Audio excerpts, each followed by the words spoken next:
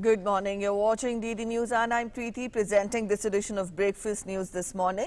In the next 1 hour, we'll get you through everything that's been making it to the headlines. We'll get you updates, national updates, international updates, updates from the world of sports, business, a web review, enough to keep you engaged for the next 1 hour. First, we get you the top stories. Central government takes another key decision in the battle against COVID-19. Exemption granted from conducting bridging trials to several vaccines approved abroad, including Pfizer and Moderna. The measure set to pave way for entry of these vaccines into India to accelerate the nationwide vaccination campaign.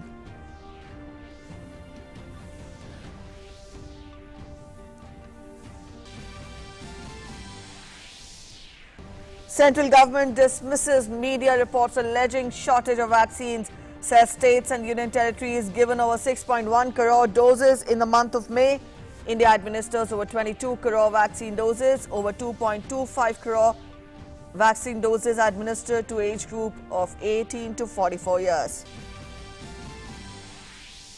Centre finalises advanced vaccine supply arrangement with Messrs Biological-E Ltd, Hyderabad for 30 crore COVID-19 vaccine doses. COVID-19 vaccine of Biological-E is currently undergoing phase 3 clinical trial, likely to be available in the next few months.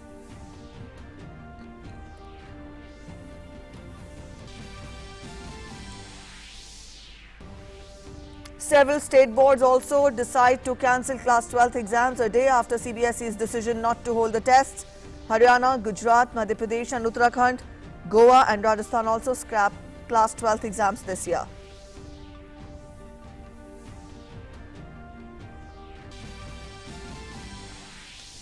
Union Cabinet chaired by Prime Minister Narendra Modi approves Model Tenancy Act for circulation to all states for adaptation by enacting fresh legislation or amending existing rental laws suitably.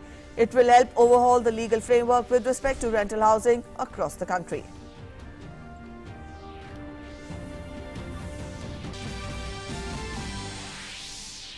In Israel, the opposition informs the president of forming the government, moved closer to unseating Prime Minister Netanyahu after 12 years in office.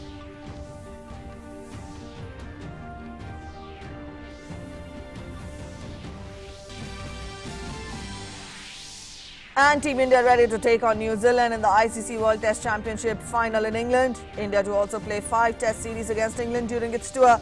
Indian captain Virat Kohli and coach Ravi Shastri expressed confidence over prospects of winning ahead of departure. Alright, those are the top stories. Let's get to the news and details. We first begin with the national headlines. The government's strict steps and other measures have ensured that the second COVID wave is diminishing in the country. But to ensure safety of all from any future challenges, the government is also taking the vaccination campaign onwards swiftly. The government is making unceasing efforts to procure maximum number of vaccine doses, and the goal is to have all eligible citizens vaccinated by December this year.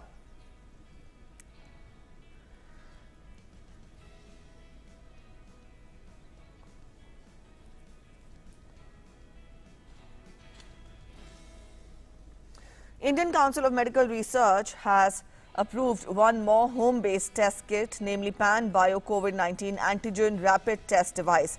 Home testing should be conducted as per the procedure described by manufacturer in the user manual. It added that manufacturer's instructions must be strictly followed for disposal of the test kit, swab and other materials. Earlier, the ministry had COVID Self-TM PathoCatch COVID-19 OTC Antigen LF device for home testing. Home testing by rapid antigen test is advised only in symptomatic individuals and immediate contacts of lab-confirmed positive cases. All individuals who test positive may be considered as true positives and no repeat testing is required.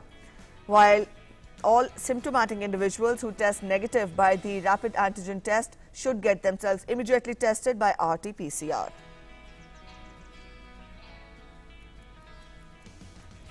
Meanwhile, India has achieved a significant milestone in its fight against COVID-19 pandemic and the ongoing vaccination drive.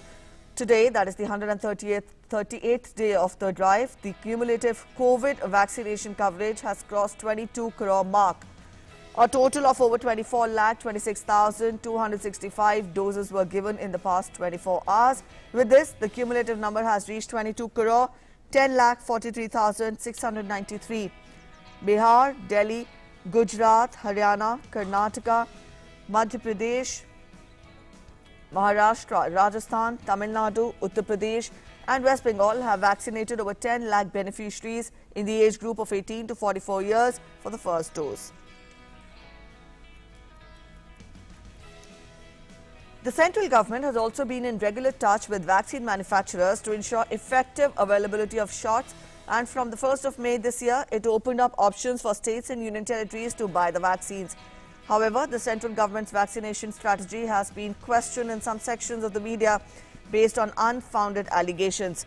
Some reports have claimed that the central government promises 12 crore vaccine doses in June, while 7.9 crore doses were available in May. Only 5.6 crore were administered. The government has termed the report baseless and false. 6.106 crore doses have been administered by the states and union territories. 1.622 crore unused doses are still with the states and union territories.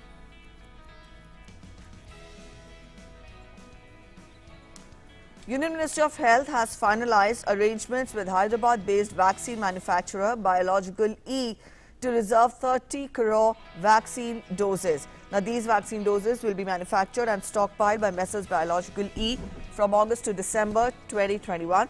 For this purpose, the Union Ministry of Health would be making an advance payment of rupees 1,500 crore to the vendor. COVID-19 vaccine of Biological-E is currently undergoing phase 3 clinical trial after showing promising results in phase 1 and 2 clinical trials. The vaccine is being developed by Biological-E and it is a RBD protein subunit vaccine and is likely to be available in the next few months.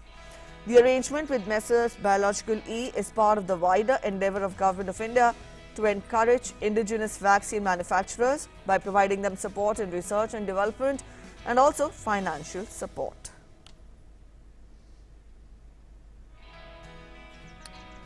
All right, to get us more on that, our correspondent Tapas is joining us. Tapas, when we talk of the vaccination drive, on one hand, the vaccination drive is picking up, and on the other hand, a lot is also being done to further give it a fillip. Now, talk more about it. We tell our viewers that the nod has been given for international vaccines, including Pfizer and Moderna, to be able to be administered in the country. They will not be facing any legal hurdles, and they would be made available in a few months from now.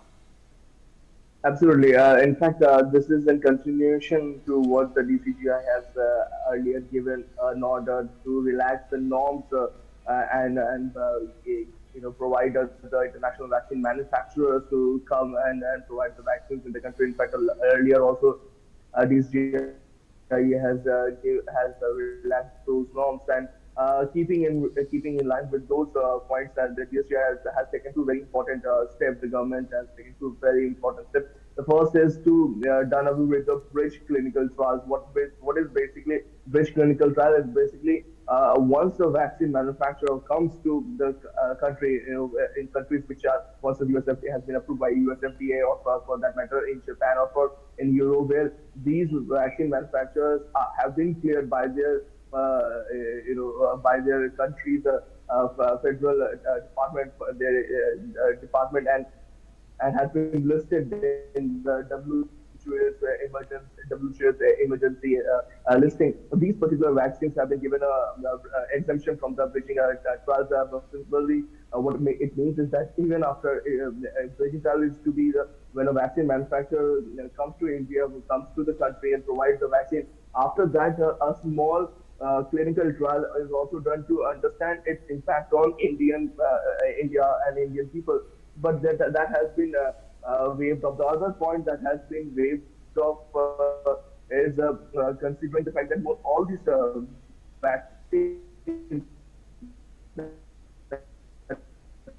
to come out that will be that comes from opposed to laboratory in Koswali for testing. Now, DCGI has given exemption also. That also they said that if it is, for instance, in any of these countries which has already been mentioned by DCGI, be the US FDA, Japan, or in the WHO's listing, they said that these vaccines, if they have been given and been tested and has been passed by their country of origin, then they do not need to come and get it get tested again at the CDL. So this is a very important step because it actually simplifies and it expedites the manner of vaccine manufacturing and at the same time vaccine delivery in the country, importing and exporting the vaccine from outside. So, two very important decisions in the country in terms of the vaccine, import, vaccine export.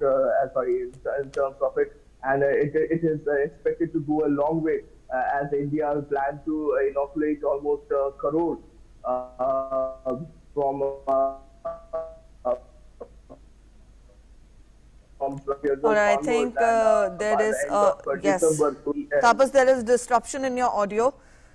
Thank you for joining in this morning and giving us the details of how the vaccination drive in the country is being further ramped up. Overcoming all hurdles and finding new solutions in times of the pandemic, Indian Railways is continuing its journey of bringing relief by delivering liquid medical oxygen to various states across the country. So far, Indian Railways has delivered more than 23,741 metric tons of liquid medical oxygen in more than 1,405 tankers to various states across the country. It may be noted that 344 oxygen expresses have completed their journey so far and brought relief to various states. As of date, oxygen expresses loaded 8,025 metric tons of liquid medical oxygen from Jharkhand, 7,102 metric tons from Odisha, 6,384 metric tons from Gujarat, 1,360 metric tons from West Bengal, 488 metric tons from Maharashtra, 218 MT from Chhattisgarh, and 164 MT from Andhra Pradesh for delivery across the country.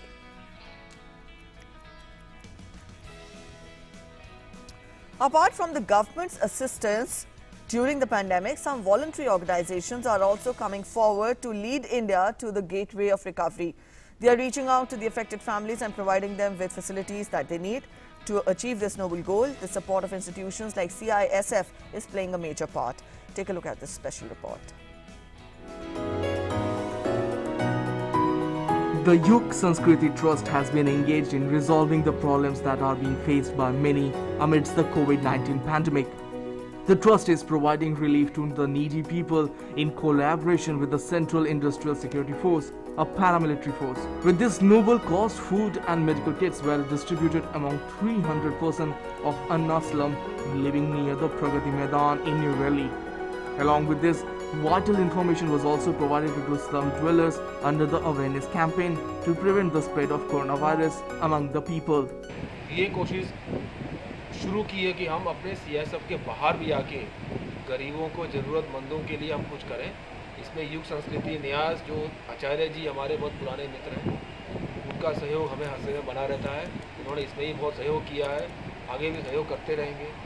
हमने quarantine centre खोला है, isolation centre खोला है, concentrators इन्होंने हमको दिया है, हम वेंटिलेटर्स लेने वाले हैं, हमने एम्बुलेंस इनसे कह के अपनी लोगों के लिए सुविधा उपलब्ध कराई है। इससे ये साबित होता है कि हम पुलिस वाले एंड NGO जो युग संस्कृति न्यास है, हम लोग बहुत कुछ कर सकते हैं। हमने शुरुआत की है और हम ये करते रहेंगे। कोरोना काल में भी करते रहेंगे, कोरोना काल के बाद में भी करते रहेंगे। मास्क से लेकर सैनिटाइजर से लेकर डॉक्टर के सलाह पे हर जरूरत की चीज़ हमने प्रयास किया है। इस तरह से जहाँ जरूरत है युग संस्कृति न्यास ने 4 हेल्पलाइन नंबर इशू कर रखा है। जिनको भी जरूरत हो उसे हेल्पलाइन नंबर में कभी भी संपर्क करें। Yug Sanskriti Trust is a voluntary organization which is making efforts to strengthen the battle against the pandemic across the country. It is providing essential items to the families of the COVID victims. Such efforts are highly commendable in a time of crisis like this. Rajesh Raj report from Delhi, TD India. Taking a cue from the centre, states such as Haryana, Uttarakhand, Madhya Pradesh, Maharashtra, Rajasthan and Goa have decided to cancel Class 12 board examinations. Many other states are expected to follow suit, but Bihar and Kerala, which have already held Class 12 exams in full or part, will work on the next steps, while Assam and Tripura are keen on holding the exams as soon as the second wave of the pandemic ebbs. After cancellation of the exams for the centre, the CBSE is expected to announce the module for evaluating students' performance in the past academic year, based on which the results will be announced.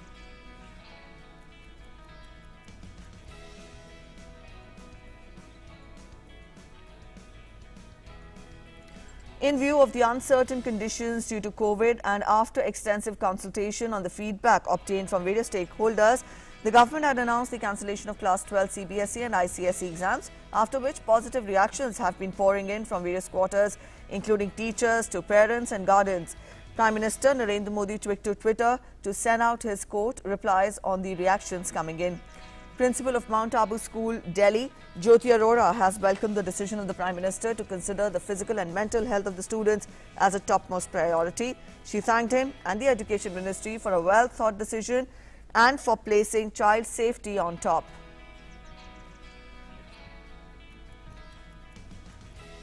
Prime Minister has reiterated that the health and welfare of the students is government's top priority.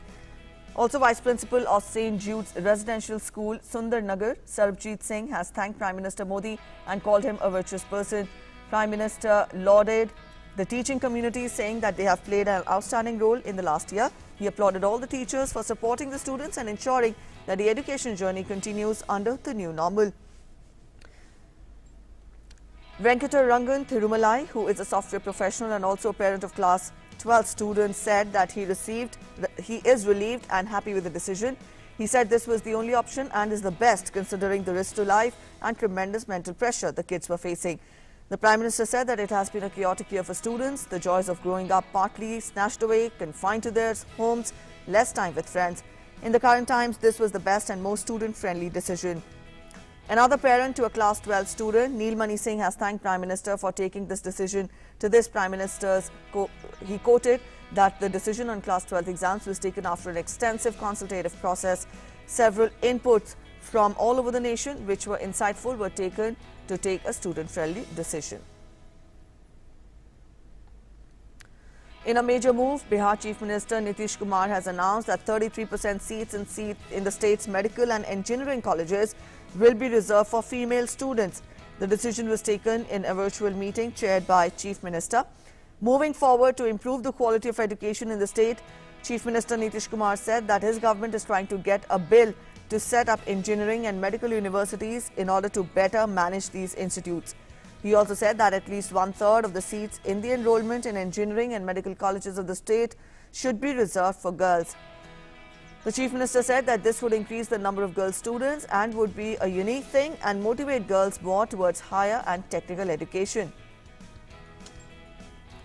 In other news, the Union Cabinet has approved the Model Tenancy Act for circulation to all states and union territories for adaptation by way of enacting fresh legislation or amending the existing rental laws suitably. The Act aims to create a vibrant, sustainable and inclusive rental housing market in the country. Its approval is expected to overhaul the legal framework with respect to rental housing across the country. We'll tell you more in this report.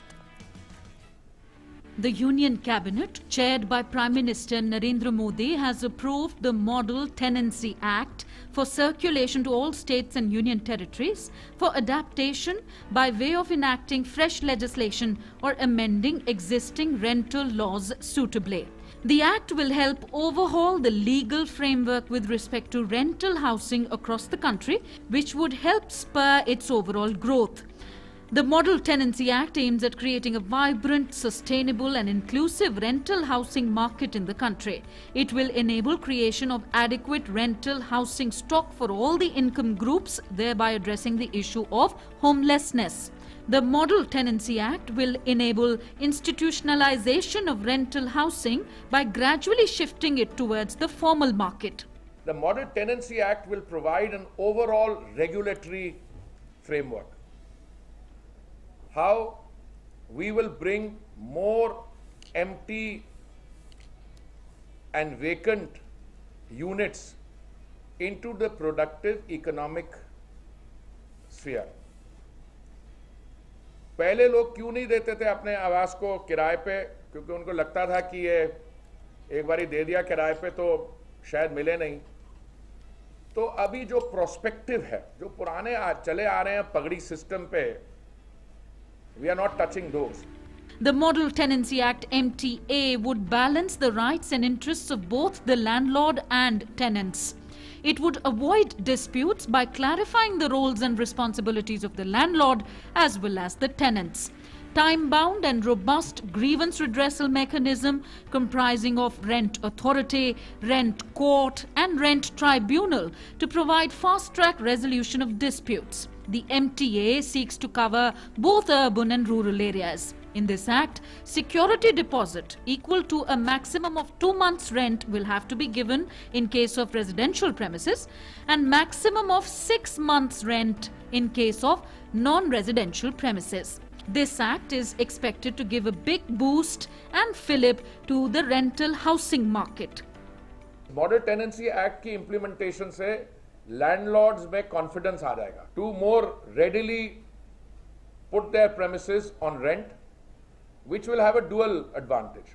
एक तो an asset which has been created and which is lying dormant suddenly becomes a active productive asset. अगर आप में ये विश्वास आता है कि आपके पास एसेट है, उसको आप प्रोडक्टिवली यूज कर सकते हैं, तो और लोग भी इन्वेस्ट करना चाहेंगे, either through the affordable rental housing scheme or in general to build units for residential or commercial use as part of overall economic activity. Minister for Housing and Urban Affairs Hardeep Singh Puri said that the Model Tenancy Act will provide confidence to landlords to rent out vacated premises with no fear of not getting the premises back post the tenancy period. According to an estimate, around 1.1 crore vacant houses are available on rent. Implementation of the Model Rent Act by the states will encourage putting these houses on rent. This will not only promote growth of rental housing and investment in the sector, but will also help meet the goal of housing for all by 2022. With inputs from Shailendra Mishra, Bureau Report, DD India. The Union Cabinet yesterday took some important decisions. Informing about some, Union External Affairs Minister Dr. S. Jaishankar tweeted, "Focus on sustainable urban development agreements approved with Maldives, Japan will generate employment opportunities and also promote strong bilateral cooperation in smart cities development, solid waste management and green mobility."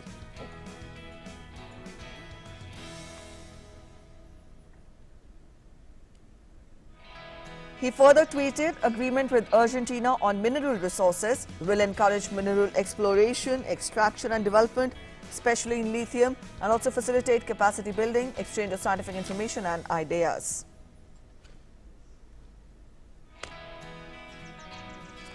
And in news just coming in, clinical trial of Bharat Biotech's Vaccine on children began today at All India Institute of Medical Sciences, Patna. Vaccine received the Drugs Controller General of India's nod to conduct clinical trials in children on May 11th. Niti Aayog member for Health, Dr. V.K. Paul, has earlier said that Vaccine has been approved by DCGI for phase 3 and 2 clinical trials in the age group of 2 to 18 years.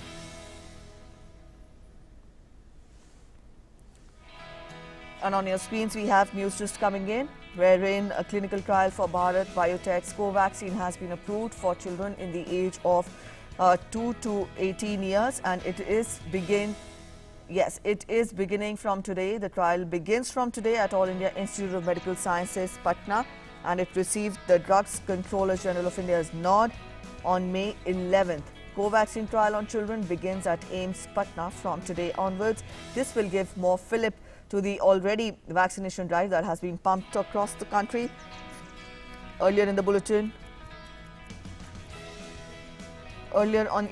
we also told you how international vaccines, including Pfizer and Moderna, have been given the nod ahead, that they will not be required to give any bridging trials in the country, and they have been approved, and they will be made available to the population in the next few months. And today, clinical trial of Vaccine on children begins at All India Institute of Medical Sciences, Patna. To get us more on that, our correspondent Nitendra is joining us. Nitendra, please spell out more details. Clinical trial begins today at AIIMS, Patna on children in the age group of 2 to 18 years. खबर है और बहुत दिन से इसका इंतजार था, पूरे देश को इसका इंतजार था, और बच्चों में ये क्लिनिकल ट्रायल 2 दिन पहले ही पटना एम्स में शुरू हो चुका है। अब तक 3 बच्चों को ये वैक्सीन दिया गया है। 25 बच्चों को देना है, पूरे टारगेट है। और उसके साथ ही साथ देश के और दूसरे साइट पे भी क्लिनिकल ट्रायल शुरू हो चुका है और एम्स नई दिल्ली में सोमवार से बच्चों पर क्लिनिकल ट्रायल शुरू होगा, क्योंकि वहां भी इथिक्स कमेटी का अप्रूवल आज मिल जाएगा और उसके बाद मंडे से एक बार फिर दिल्ली एम्स में भी क्लिनिकल ट्रायल शुरू होगा। इससे फायदा ये होगा कि आने वाले दिनों में ये देखा जाएगा कि कितना इफेक्टिव है बच्चों पे ये वैक्सीन, क्या वो किस तरीके से उनको संक्रमण से बचाता है या फिर किस तरीके से प्रोटेक्शन करता है, उसकी सेफ्टी किस तरीके है, ये तमाम चीजों पे निगरानी रखी जाएगी और उसके बाद फिर ये अप्रूवल के लिए ड्रग कंट्रोल जनरल के पास जाएगा। तो एक बहुत बड़ा कदम है। भारत के जो साइंटिस्ट हैं, जो आईसीएमआर और भारत बायोटेक का ये वैक्सीन है, कोवैक्सीन, उनके ज्वाइंट सहयोग से बन रहा है। तो जो अपने देश के वैज्ञानिक हैं, इन्होंने इसको डेवलप किया है। तो ऐसे में बहुत इंपॉर्टेंट है, क्योंकि बताया जा रहा है कि थर्ड वेव में बच्चों पे संक्रमण का ज्यादा खतरा है। इस लिहाज से देखें तो ये काफी इंपॉर्टेंट है। अगर ये सब कुछ ठीक ठाक रहा, सक्सेसफुल रहा, तो आने वाले दिनों में बच्चों को भी वैक्सीन मिलेगा और इसे संक्रमण से संक्रमण से बचाव के लिए टीकाकरण अभियान में इसको शामिल किया जाएगा। All right, thank you so much, Nitendra, for joining us with those inputs. That was our correspondent telling us that today the trial begins in AIIMS Patna and tomorrow children will be vaccinated at AIIMS Delhi. So the clinical trials for co-vaccine begins in children. We'll keep you updated. Up next, we'll get you all the international news in our segment across the globe.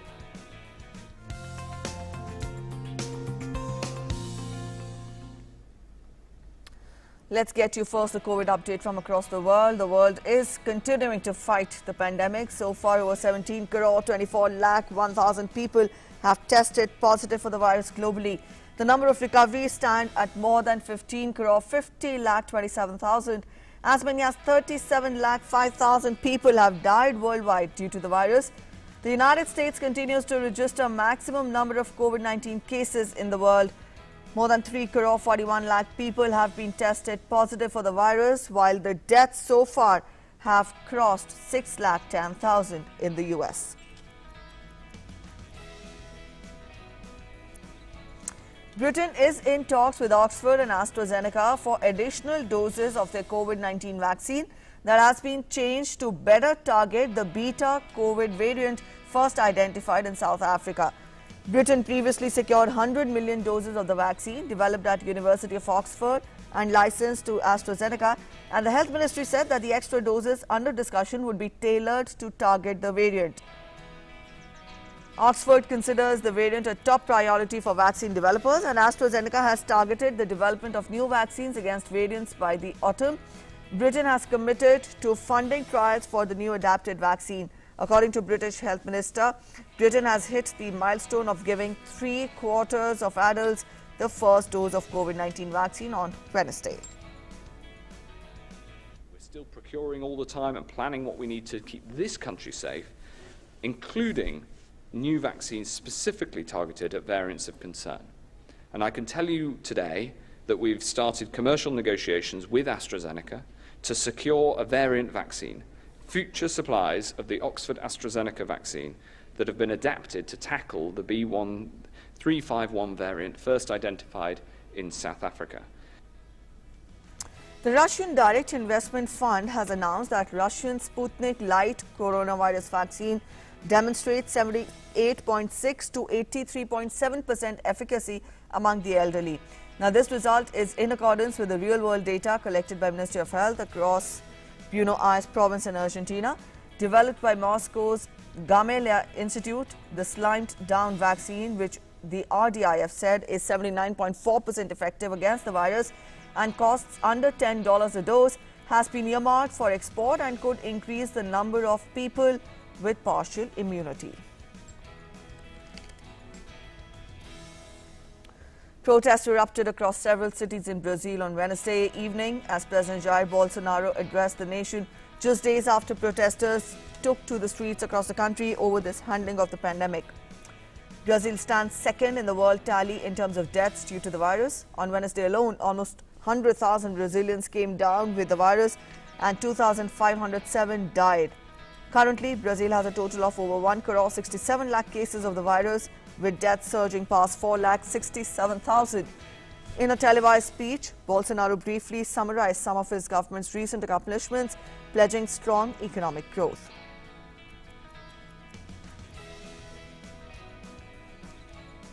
Up next, we take a look at some more international updates. In Israel, Prime Minister Benjamin Netanyahu's opponents announced that they have reached a deal to form a new governing coalition, paving the way for the ouster of the long-time Israeli leader. The dramatic announcement by opposition leader Yair Lapid and his main coalition partner Naftali Bennett came shortly before midnight deadline and prevented what could have been Israel's 5th consecutive election in just over 2 years. Under the agreement, Lapid and Bennett will be splitting the job of Prime Minister in a rotation. Now that means that Bennett is to serve the first 2 years, while Lapid is to serve the final 2 years. The agreement still needs to be approved by the Parliament in a vote that is expected to take place early next week. If it goes through, Lapid and a diverse array of partners that span the Israeli political spectrum will end Netanyahu's record-setting but divisive 12-year rule. A huge fire broke out at an oil refinery in the southern part of the Iranian capital Tehran on Wednesday. Iranian state media has reported, saying that there were so far no reports of casualties. Now, according to Iran's news agency, all operations had been suspended at the facility known as Tongain Refinery as firefighters tried to contain the blaze. Now, the head of the Tehran oil refining company, which runs the refinery, ruled out the possibility of sabotage. The fire at the refinery happened a few hours after Iran's largest navy ship, the Kurd, caught fire and later sank in the Gulf of Oman.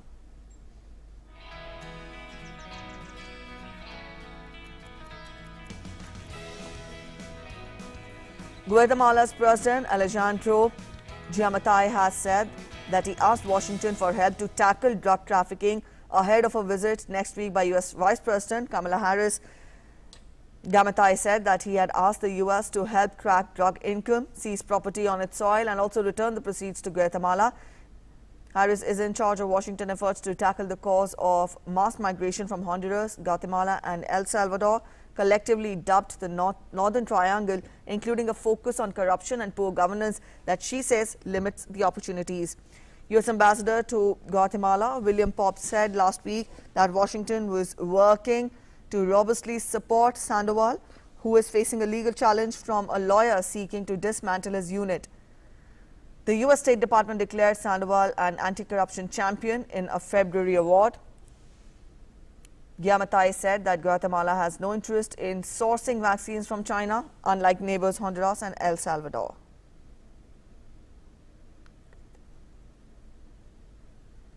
A cargo ship carrying tons of chemicals sank off Sri Lanka's west coast, and tons of plastic pellets have fouled the country's rich fishing waters in one of the worst ever marine disasters.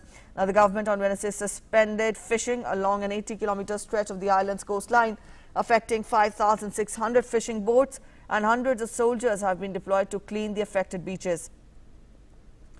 Singapore registered MV-10 Press Pearl carrying 1,486 containers, including 25 tons of nitric acid, along with other chemicals and cosmetics, was anchored off Sri Lanka's west coast when a fire erupted on board after an explosion on May 20th.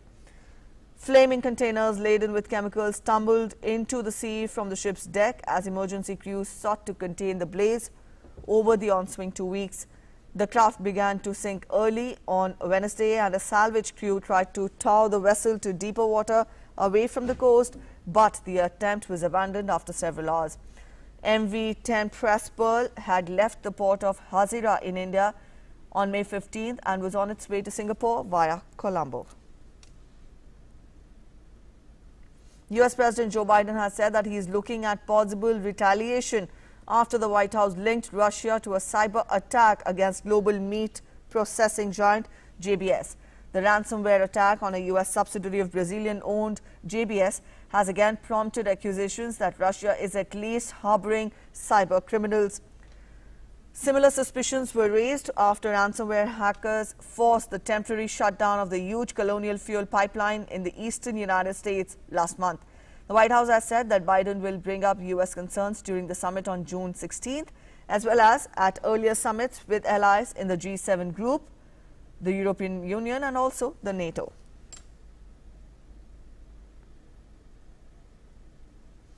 U.S. Space Agency NASA announced 2 new missions to Venus that will launch at the end of the decade and are aimed at learning how Earth's nearest planetary neighbor became a hellscape while our own thrived.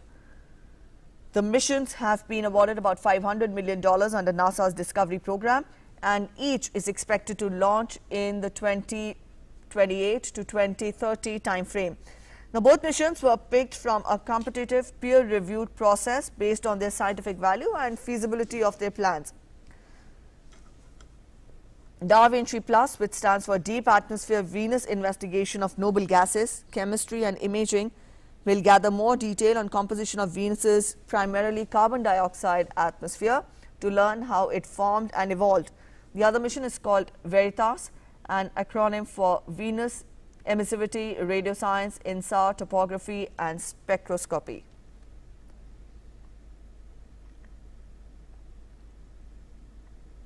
Flights between Russia and Germany were briefly suspended on Tuesday after Russia declined to renew Lufthansa's permit to fly to Moscow on time, prompting a tit-for-tat response from Berlin. Frankfurt Airport's website shows 2 flights, one operated by Lufthansa and one by Russia's Aeroflot, had been cancelled on Wednesday, though an evening Lufthansa flight to Moscow was listed as having departed. The dispute followed European Union moves to stop Russia-bound flights from crossing Belarusian airspace after Minsk used an apparent fake bomb threat to force an intra-European Union flight to land and then arrested a dissident journalist on board. Subsequently, Moscow refused to approve updated flight plans from several European airlines that were designed to let their aircraft reach Russia without crossing its close ally, Belarus. Earlier on Wednesday, the ministry said that Federal Aviation Office has not provided any further approvals for flights by Russian airlines on the basis of standard reciprocal practice. The European Union envoy coordinating talks on reviving the Iran nuclear deal said that he believed a deal would be struck at the next round of talks starting next week.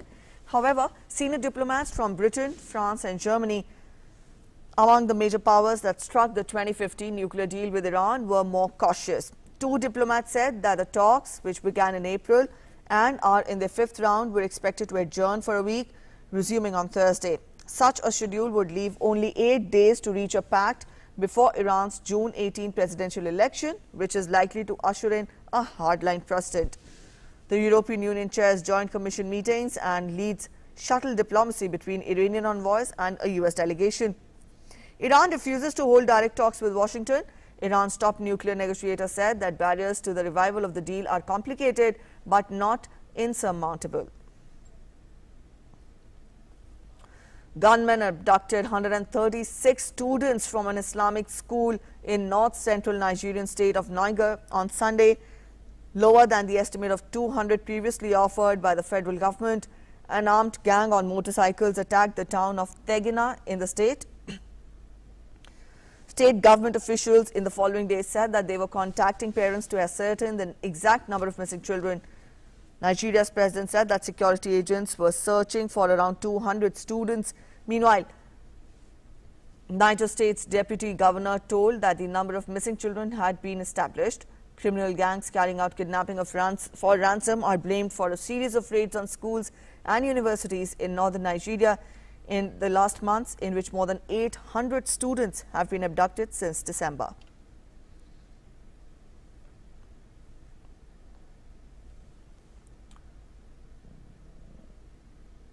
Time now to get you web news review.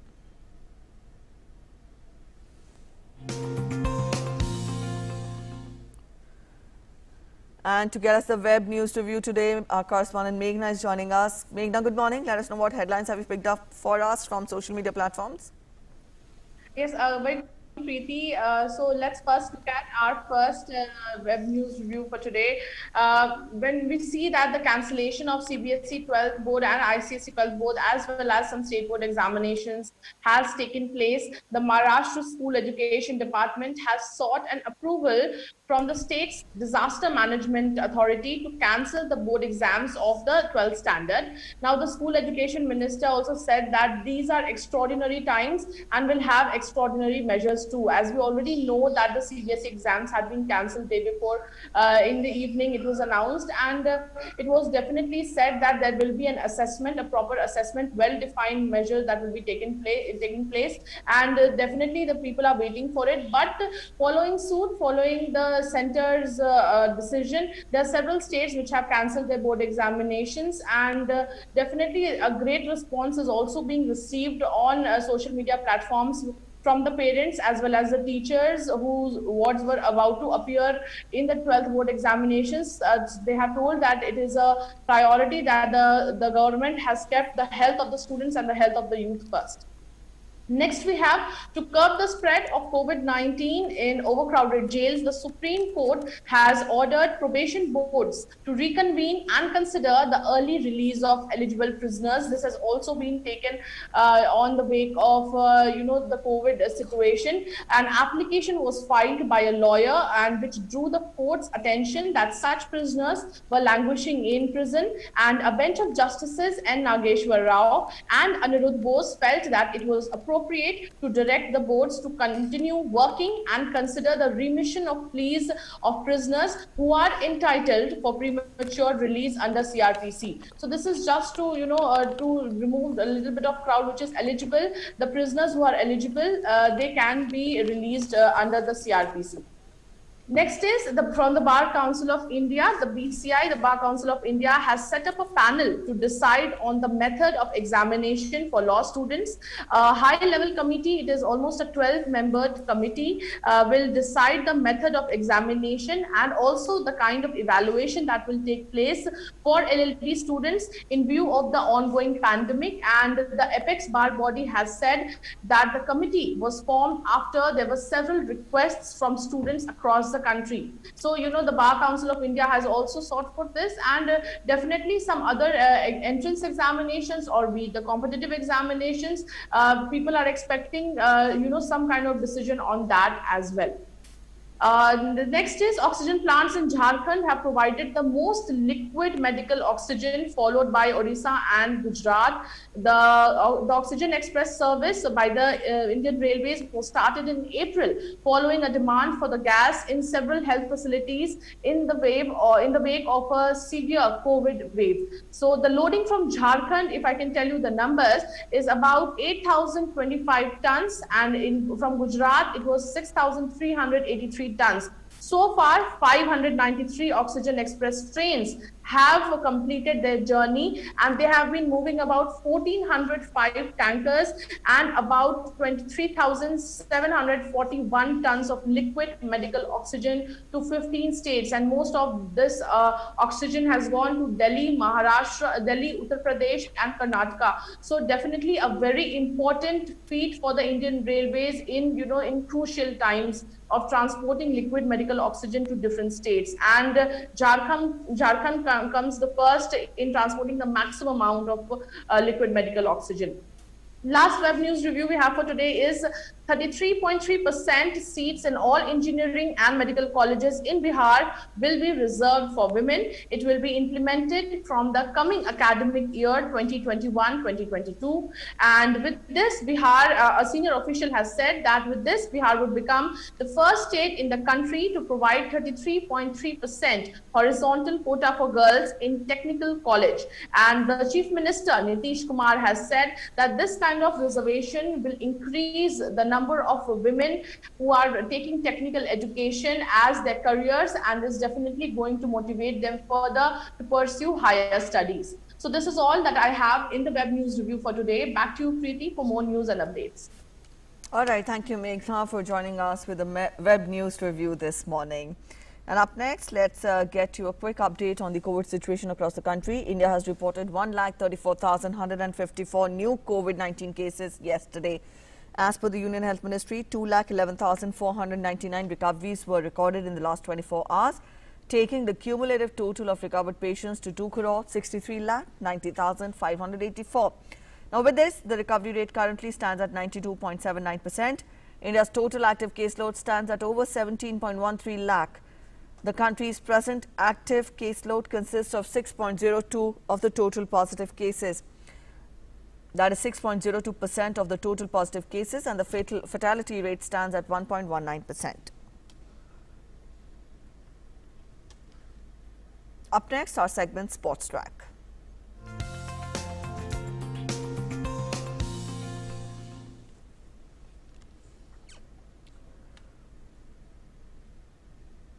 The Indian men's and women's squads have left for the England tour. BCCI has shared pictures of the players readying to board the flight to England on their official Twitter account. Both the men's and women's teams will be flying in the same chartered flight in a historic first. Upon reaching, they will led into a straight 10-day quarantine. Regular tests will be conducted during the period of isolation. Players' activity will be allowed in a gradually increasing manner after each round of negative testing. The Indian men's team will begin their England tour with the World Test Championship final against New Zealand in Southampton from June 18th. They will then face England in a 5-test series starting in Nottingham from August 4th. The women's team, on the other hand, will play a one-off test apart from 3 ODIs and 3 T20 internationals against England from June 16th to July 15th. It's the toughest form of the game.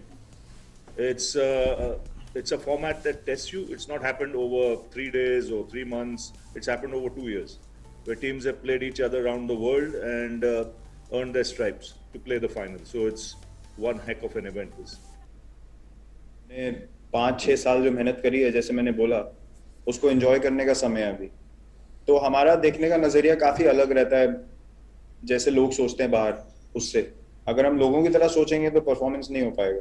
तो मेरे ऊपर तो कोई pressure नहीं है, क्योंकि मैं इस पोजीशन में जहाँ पे मुझे रिस्पॉन्सिबिलिटी दी गई है, ना मैं किसी मोटिव की वजह से, ना मैं किसी दूसरे रीजन की वजह से इस रिस्पॉन्सिबिलिटी को निभा रहा हूँ.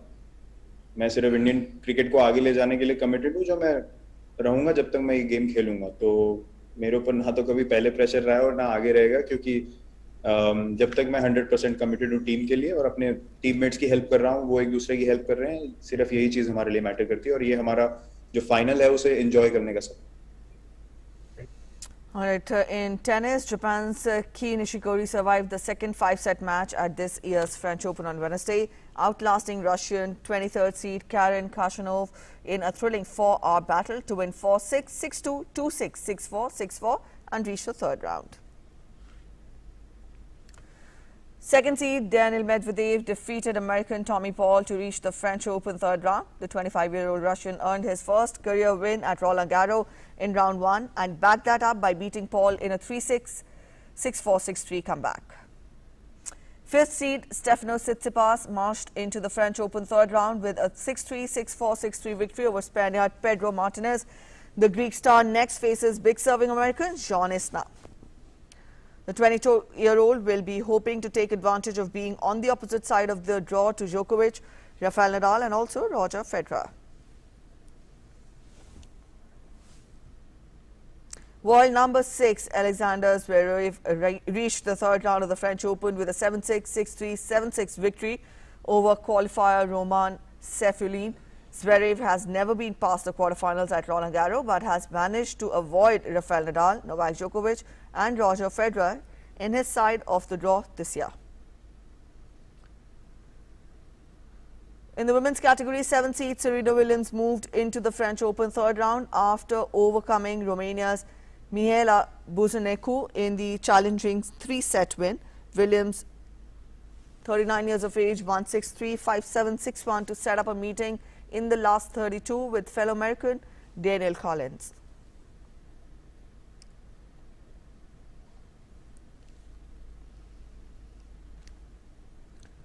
France warmed up for the European Championship with a 3-0 home win against Wales. Real Madrid striker Karim Benzema missed a penalty and hit the post on his international return. Kylian Mbappe scored the first goal from a rebound after Rabiot's deflected shot was saved. Soon Barcelona forward Griezmann curled in a beautiful second goal early into the second half. In the 79th minute, substitute Dembele struck France's third goal after Benzema had hit the post. Wales had been looking for a thorough workout in their first friendly in preparation for Euro 2020, and they certainly got one as they were forced to play 65 minutes a man down against a near full-strength French side.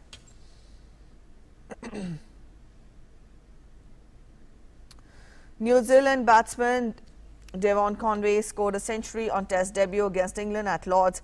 The left-hander reached the milestone by hitting a boundary in the third session of the opening day. At the end of 86 overs, Conway remained unbeaten on 136 off 240 balls, and also the Black Caps were playing at 246 for 3. Conway became the 12th New Zealand batsman to score 100 on Test debut, and he also joins an elite list of Lord centurions on debut, which includes former Indian captain Sourav Ganguly and former England captain Andrew Strauss. Ganguly had scored 131 runs against England in 1996, while Strauss 112 came out against the Kiwis in 2004. Up next, we get you weather forecast.